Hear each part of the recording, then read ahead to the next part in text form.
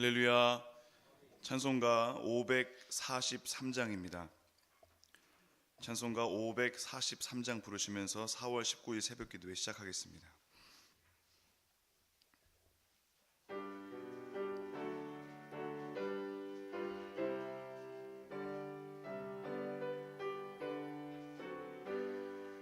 어려운 일 당할 때 나의 믿음 적으나 의지하는 내 주를 더욱 의지합니다. 세월 지나갈수록 의지할 것뿐일세. 무슨 일을 당해도 예수 의지합니다. 성령께서 내 마음 밝히 비춰주시니 인도하심 따라서 주만 의지합니다. 세월 지나갈수록 의지할 것뿐일세. 무슨 일을 당해도 예수 의지합니다.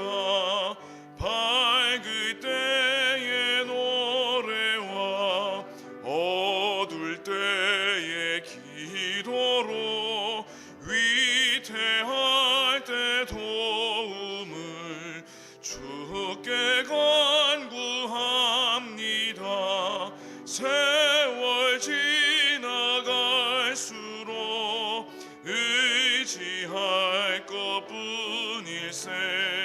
무슨 일을 당해도 예수 의지합니다.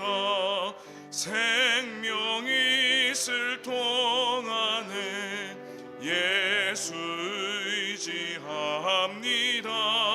천국 올라가도록 의지할 것뿐일세. 세월 지나갈수록 의지할 것뿐일세. 무슨 일을 당해도 예수 의지합니다. 아멘. 546장입니다. 찬송가 546장 박수하며 찬양하겠습니다.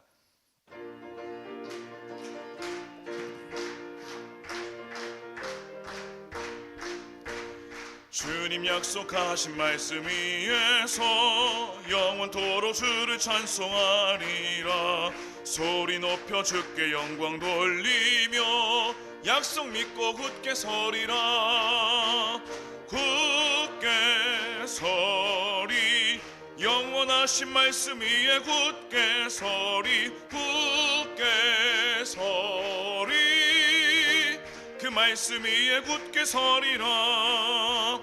주님 약속하신 말씀 위에서 세상 염려 내게 엄습할 때에 용감하게 힘써 싸워 이기며 약속 믿고 굳게 서리라. 굳게 서리. 영원하신 말씀 위에 굳게 서리. 굳게 서리. 그 말씀 위에 굳게 서리라. 주님 약속하신 말씀 위에서 영원하신 주의 사랑 힘입고 성령으로 힘써 싸워 이기며 약속 믿고 굳게 서리라. 굳게 서리. 영원하신 말씀 위에 굳게 서리. 굳게 서리. 그 말씀 위에 굳게 서리라. 주님 약속하신 말씀 위에서 성령 인도하는 대로 행하며 주님 품에 항상 안식 얻으며 약속 믿고 굳게 서리라. 굳게 서리 영원하신 말씀 위에 굳게 서리. 굳게 서리 그 말씀 위에 굳게 서리라. 아멘. 하나님 말씀은 사무엘상 22장입니다. 사무엘상 22장 1절부터 23절까지의 말씀을 교독하시고 마지막 23절은 함께 봉독하겠습니다. 그러므로 다윗이 그곳을 떠나 아둘람 굴로 도망하매 그의 형제와 아버지의 온 집이 듣고 그리로 내려가서 그에게 이르렀고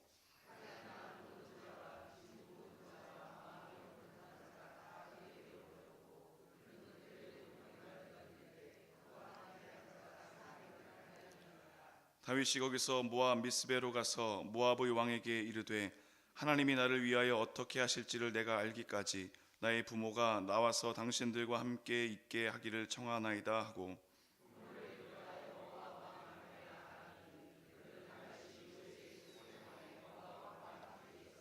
선지자 갓이 다윗에게 이르되 너는 이 요새에 있지 말고 떠나 유다 땅으로 들어가라. 다윗이 떠나 헤렛 수풀에 이르니라.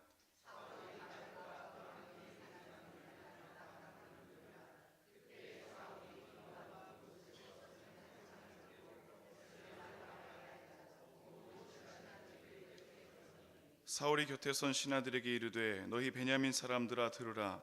이새의 아들이 너희에게 각기 밭과 포도원을 주며 너희를 천부장 백부장을 삼겠느냐.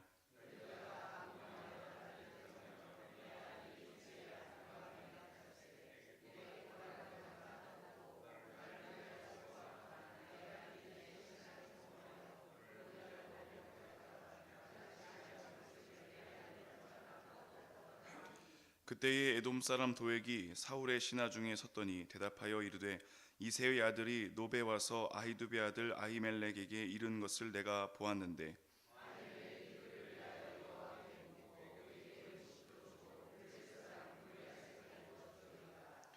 왕이 사람을 보내어 아히두베 아들 제사장 아히멜렉과 그의 아버지의 온 집 곧 노베에 있는 제사장들을 부르매 그들이 다 왕께 이른지라.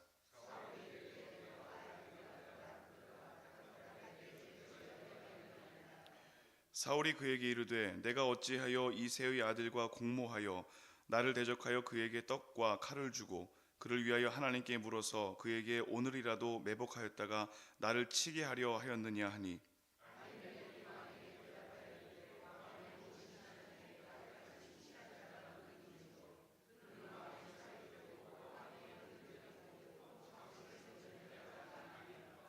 내가 그를 위하여 하나님께 물은 것이 오늘이 처음이니이까 결단코 아니니이다. 원하건대 왕은 종과 종의 아비의 온 집에 아무것도 돌리지 마옵소서. 왕의 종은 이 모든 크고 작은 일에 관하여 아는 것이 없나이다 하니라.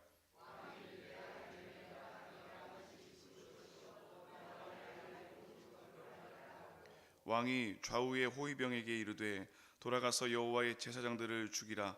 그들도 다윗과 합력하였고 또 그들이 다윗이 도망한 것을 알고도 내게 알리지 아니하였음이니라. 하나 왕의 신하들이 손을 들어 여호와의 제사장들을 죽이기를 싫어한지라.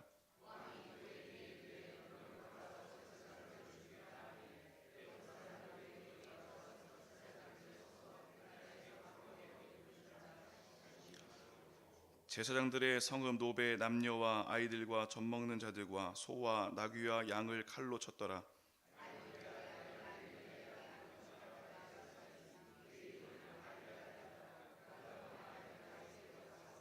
사울이 여호와의 제사장들을 죽인 일을 다윗에게 알림해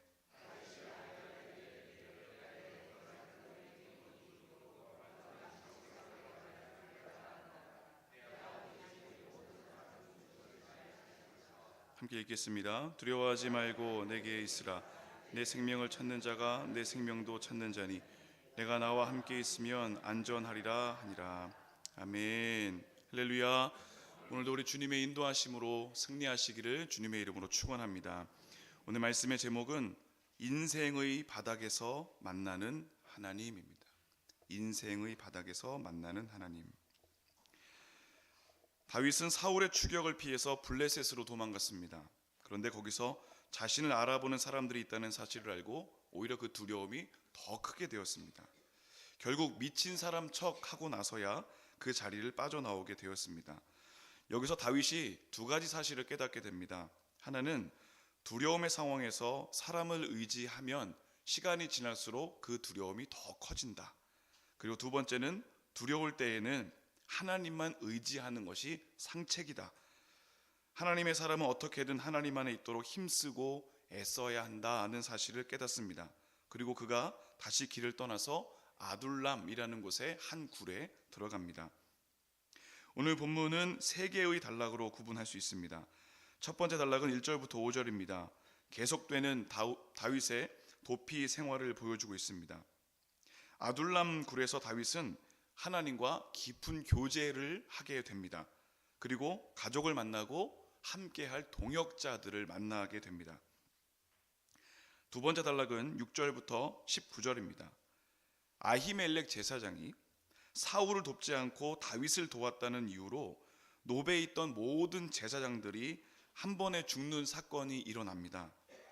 문제는 사울 왕이 그 상황에 대해서 자세히 알아보고 그런 일들을 행한 것이 아니라 도액이라는 하나님을 알지 못하는 자의 말을 듣고 무자비한 살인을 행했다는 것입니다.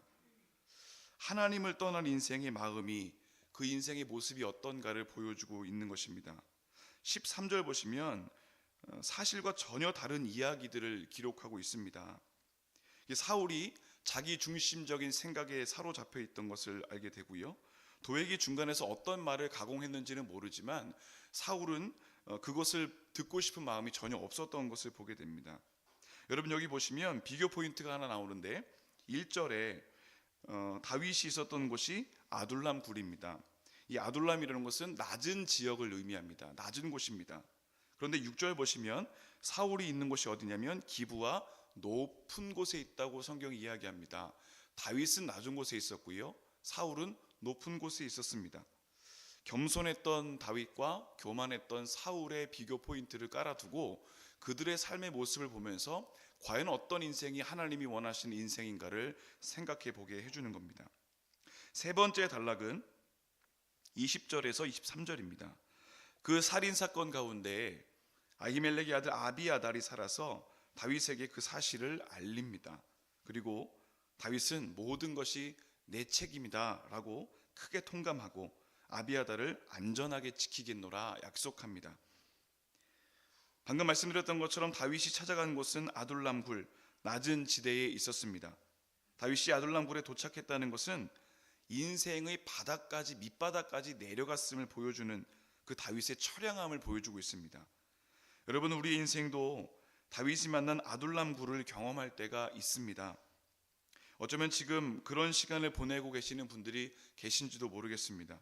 그러나 중요한 사실은 그 낮은 곳 아둘람 굴에서 다윗은 하나님을 만났다는 겁니다. 그리고 영적인 회복, 영적인 은혜를 경험했던 것을 보게 됩니다. 오늘 인생의 가장 낮은 곳에서 다윗을 만나주신 하나님께서 우리 인생 가운데에도 찾아오셔서 회복의 은혜를 주시는 은혜가 있게 될 줄로 믿습니다. 오늘 본문의 말씀을 통해서 우리에게 주신 교훈과 하나님의 은혜를 나누겠습니다.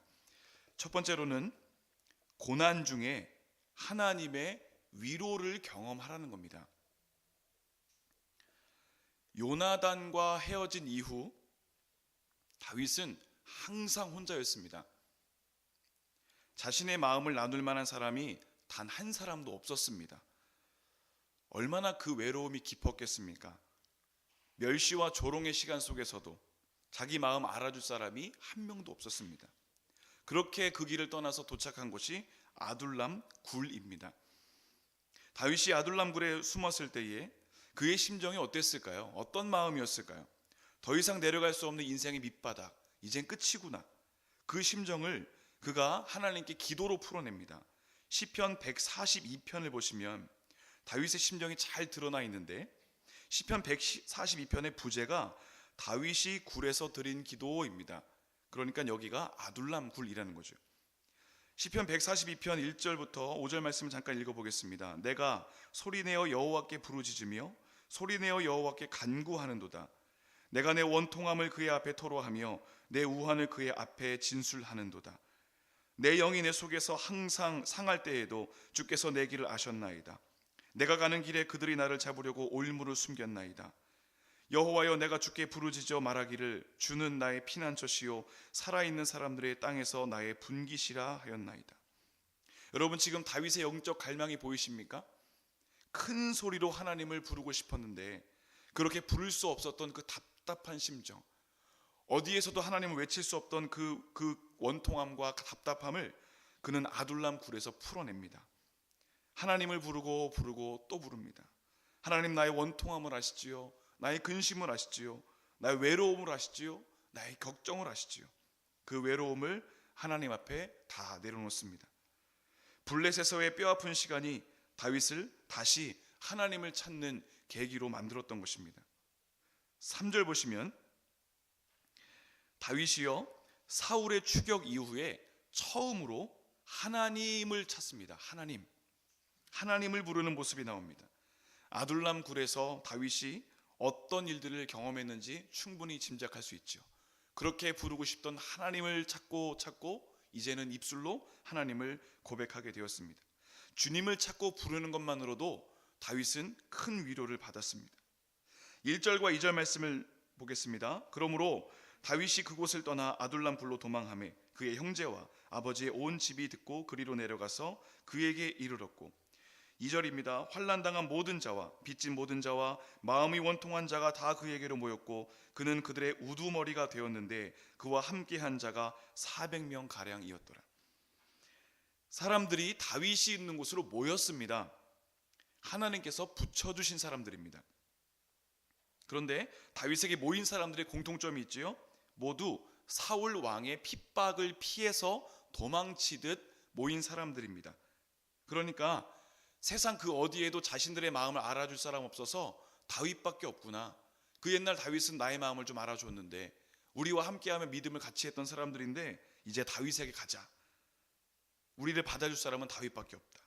오늘 다윗에게 모인 사람들을 사울의 입장에서 한번 생각해 보겠습니다. 이 사람들 다 나쁜 사람들입니다. 사울 왕의 말도 안 듣는 사람들이고요, 반역하는 사람들이고요, 다 처단받아야 될 사람들입니다.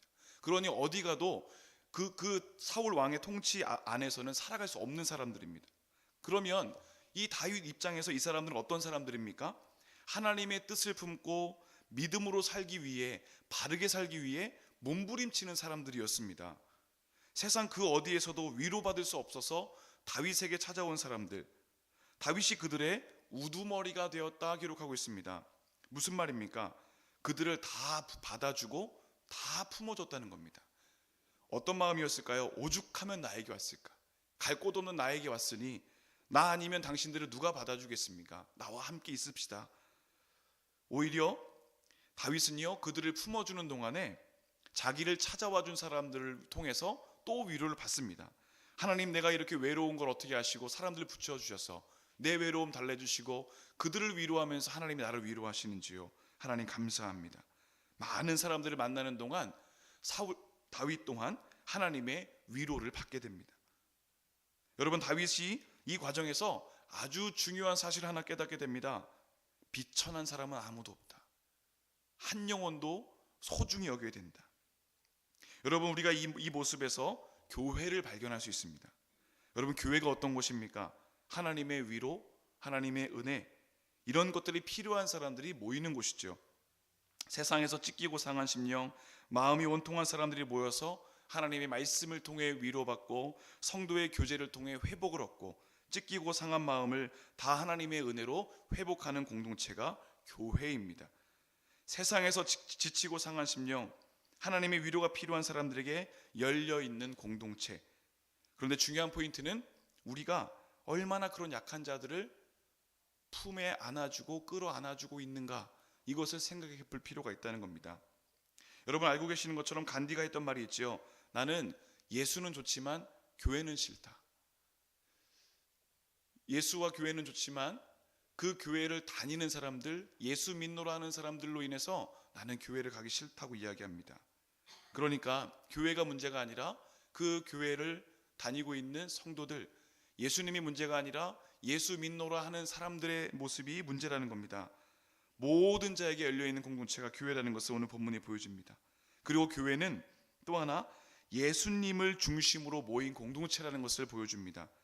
오늘 다윗에게 모인 사람들을 보십시오. 다양한 상황의 사람들이 모였습니다. 그런데 그들이 하나의 공동체가 되었습니다. 어떻게 그렇게 하나가 될 수 있었을까요? 이유는 그곳에 다윗이라는 사람이 있었기 때문입니다. 모양은 다르고 상황은 다르지만 다윗 하나 보고 와서 다윗으로 인해서 하나가 되었습니다. 이것이 교회의 모습이라는 겁니다. 삶의 방식이 다 다릅니다. 생각도 다릅니다. 상황, 형편 다 다릅니다. 그러나 공통점이 무엇입니까? 구원자 되신 예수님 중심으로 하고 나니까 나와 상황이 달라도 생각이 달라도 그들과 하나 될 수 있더라는 겁니다. 여러분, 이것이 바로 교회가 가지고 있는 영적인 능력이라는 것입니다. 에베소서 1장 23절입니다. 교회는 그의 몸이니 만물 안에서 만물을 충만하게 하시는 이에 충만합니다.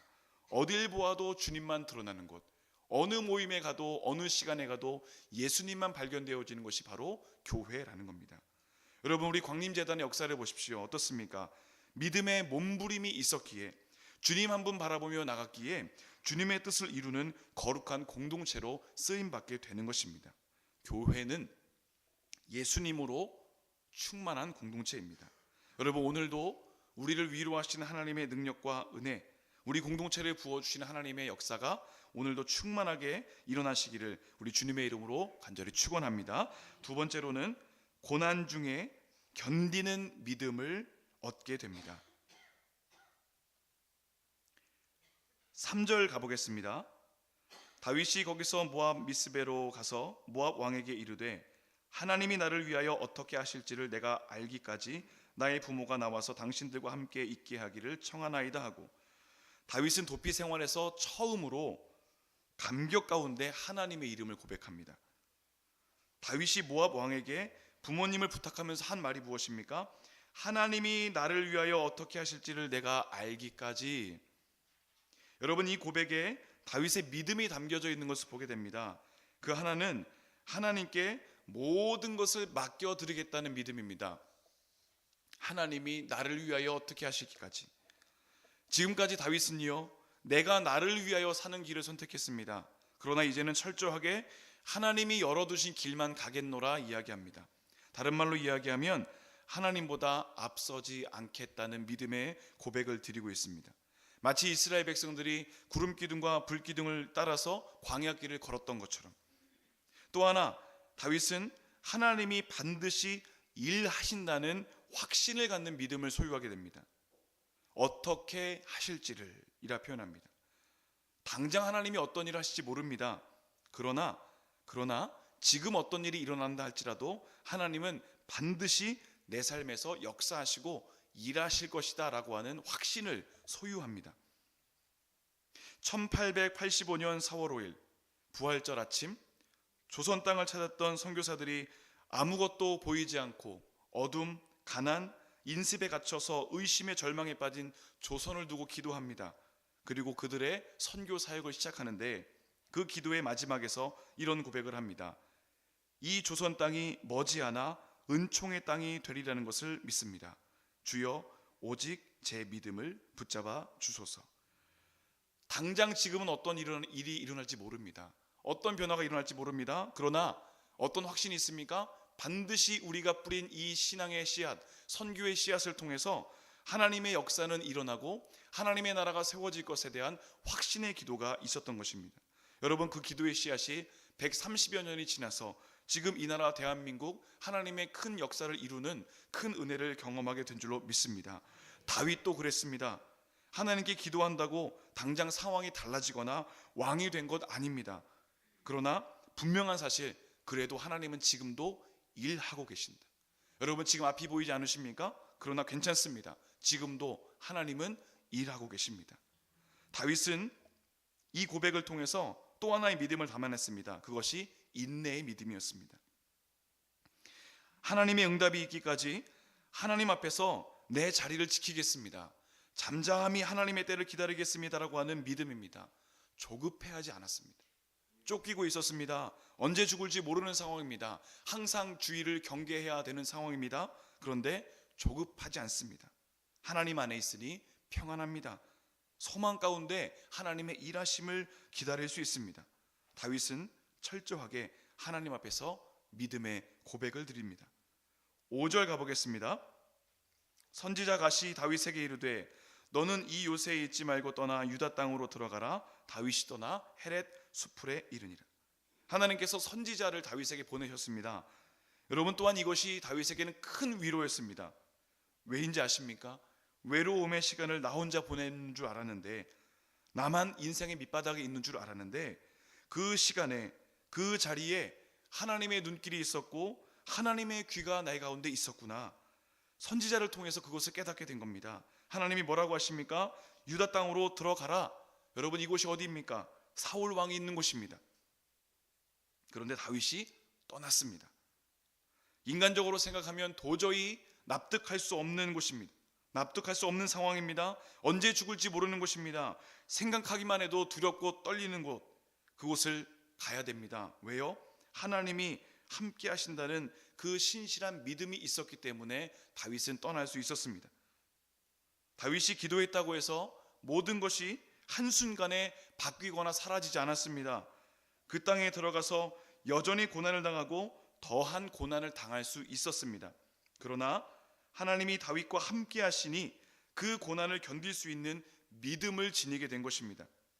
고난의 길도 나 혼자 가는 것이 아니라, 고통과 두려움으로 가는 것이 아니라 하나님이 앞서 가시니, 하나님이 함께 하시니, 하나님이 내 삶에 공급하시니 그 힘과 능력으로 충분히 견뎌낼 수 있게 되더라는 것입니다.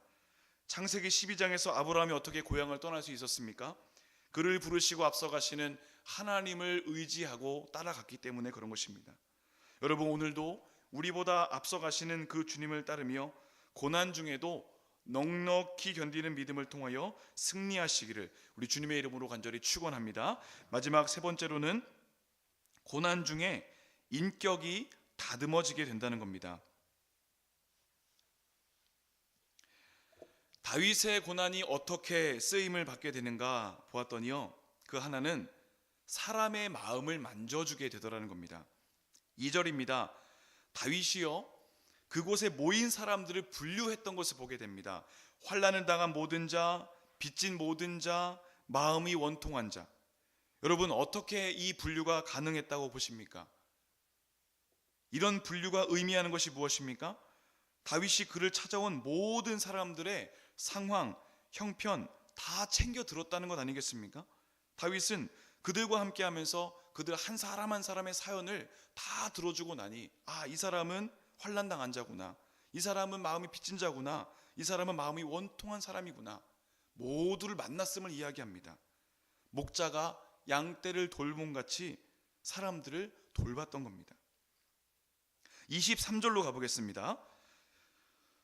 아비아달에게 뭐라고 이야기합니까? 두려워하지 말고 내게 있으라. 내 생명을 찾는 자가 너의 생명도 찾는 자이니 네가 나와 함께 있으면 안전하게 될 것이다.